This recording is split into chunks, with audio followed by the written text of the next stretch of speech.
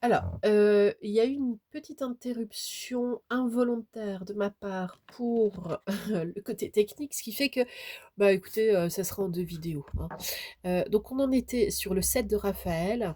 Je vous montrais cette photo où l'on distingue plusieurs seaux de peinture de couleurs, OK? Et chaque couleur représente finalement un des 7 chakras principaux. Alors, si vous travaillez déjà sur vos 7 chakras principaux, c'est génial, c'est formidable, mais ce n'est plus suffisant. Surtout si vous vous dites, moi j'ai de l'intuition, moi je suis un être sensible, moi ceci, moi cela, eh bien, passez vraiment à la formule des 15 chakras principaux, voire peut-être des 13 déjà pour commencer. Et cela va vous permettre en fait de mieux connaître aussi votre propre nature. Donc ici, vous pourriez vous dire d'instinct, tiens, moi c'est le seau de peinture verte là qui m'intéressait. Eh bien si c'est le vert, c'est le chakra du cœur. Donc dans le chakra du cœur, vous allez nous faire une petite méditation, un petit auto-nettoyage. Bah oui, vous allez commencer à vous prendre en main quand même. Ici, j'ai le chevalier de Raphaël qui arrive, mais il était un peu à l'envers, un peu complètement à l'envers.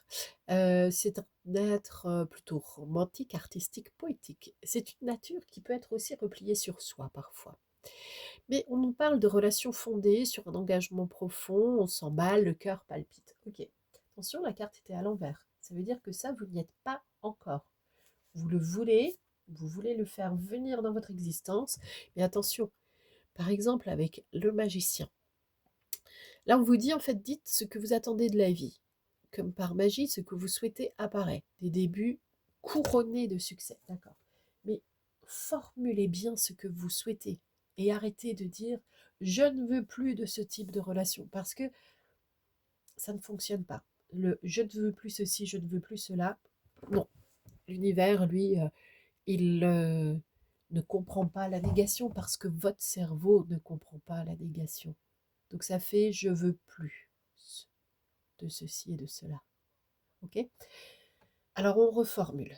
Je veux être dans une bonne relation de couple où le respect est maître de la relation.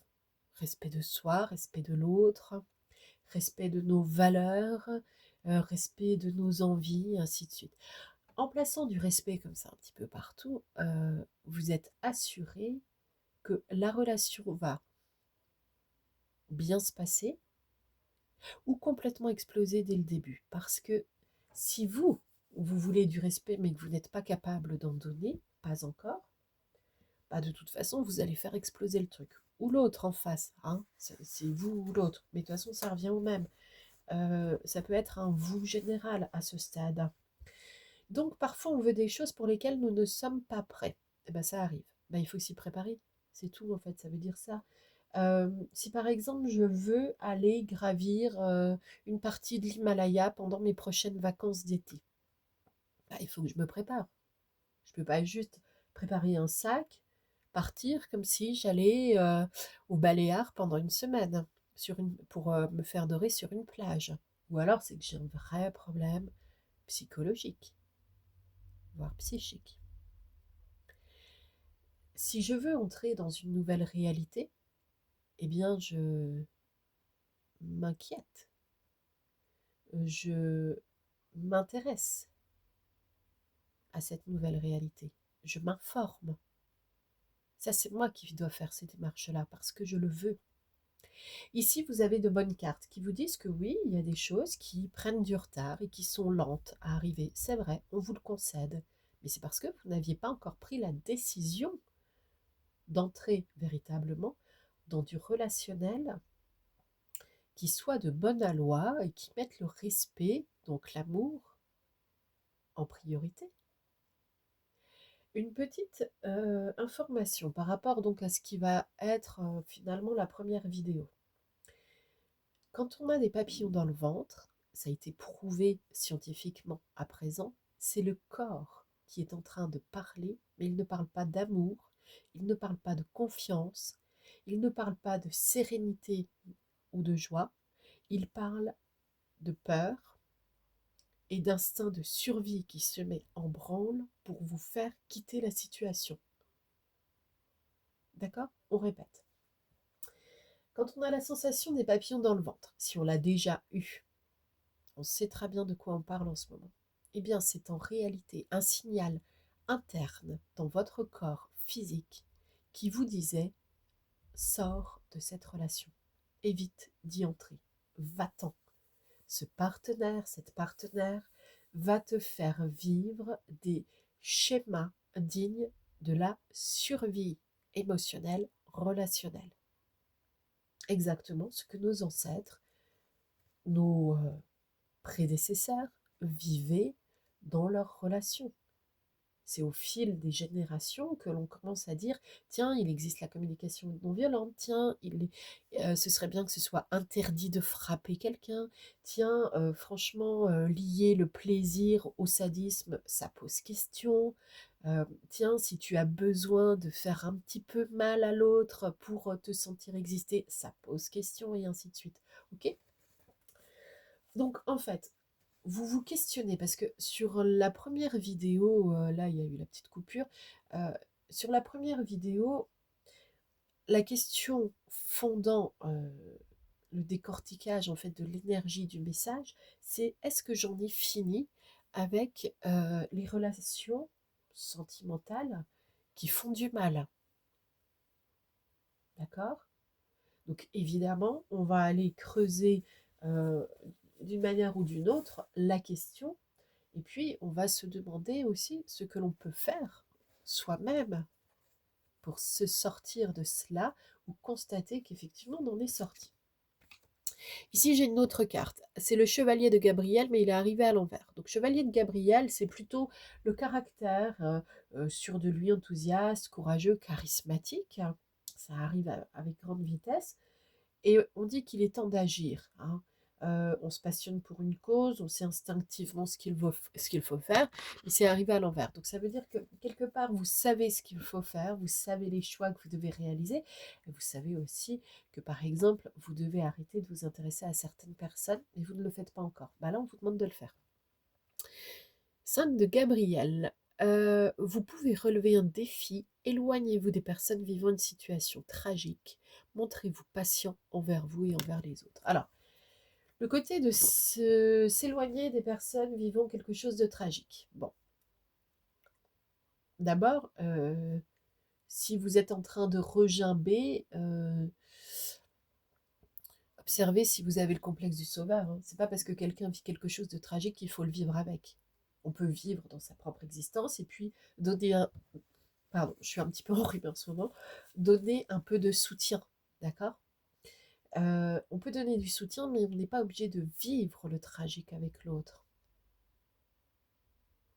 Alors ça demande une sacrée prise de conscience, parce que quand vous vivez le tragique avec l'autre, vous vous en imprégnez, vous êtes dans le bain, et vous êtes véritablement à ce moment-là en train de faire le choix de vivre le tragique. Vous voyez par exemple, observez ce que vous écoutez à la radio, ce que vous lisez, ce que vous regardez à la télévision ou au cinéma, ou ce que vous allez voir au théâtre, et ainsi de suite. Ça, ce sont vos choix culturels. De quoi ça parle? De douceur, de maltraitance dont on n'arrive pas à sortir, de maltraitance dont on est heureusement sorti, et il y a la transmission de bons outils pour le collectif, etc. Vous voyez? En fait, pour l'histoire du couple, là cette histoire sur laquelle vous vous questionnez, le couple, c'est vous d'abord.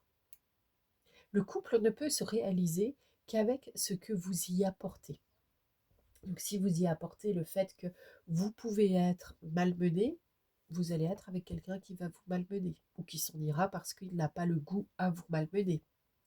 Si vous portez en vous le caractère soumis, ben vous allez trouver un dominateur ou une dominatrice, un dominant. Si vous avez en vous le caractère dominant, vous allez chercher une personne soumise. Et si vous placez votre conscience dans l'espace sacré du chakra du cœur, vous allez faire des choix complètement différents. Et limite, vous aurez l'impression hein, que vous ne faites plus de choix. C'est-à-dire que ça ne se formule plus de la même façon. C'est pas ah tiens, celui-là il me plaît parce que ceci, cela. Non, c'est qu'est-ce que c'est bon de vivre cela. Ça reste centré, neutre, posé, calme, paisible. Et il n'y a pas cette espèce de satisfaction comme le prédateur peut avoir d'avoir trouvé sa proie. Dans beaucoup de relations sentimentales, il peut y avoir des sentiments, de l'affect.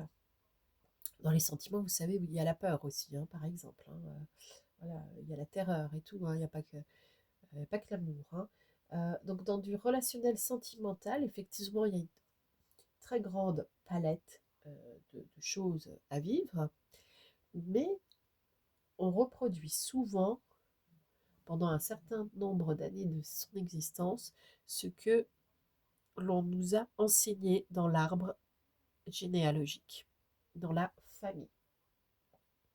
Ce qui veut dire que là, si vous vous demandez si ça y est, vous êtes enfin sorti des schémas qui étaient déconstructeurs, qui étaient difficiles, etc., demandez-vous si vous pourriez accepter un modèle comme celui qui existe dans votre famille.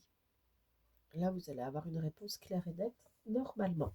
Si vous avez besoin d'aide sur ce sujet, je suis disponible, évidemment. Euh, il y a plusieurs façons d'aller il y a plusieurs façons d'aller creuser la question de la mise en relation à l'autre. Euh, tout ce qu'on veut projeter pour la mise en couple est intéressant parce que cela nous révèle notre rapport au pouvoir et au besoin de reconnaissance. À bientôt.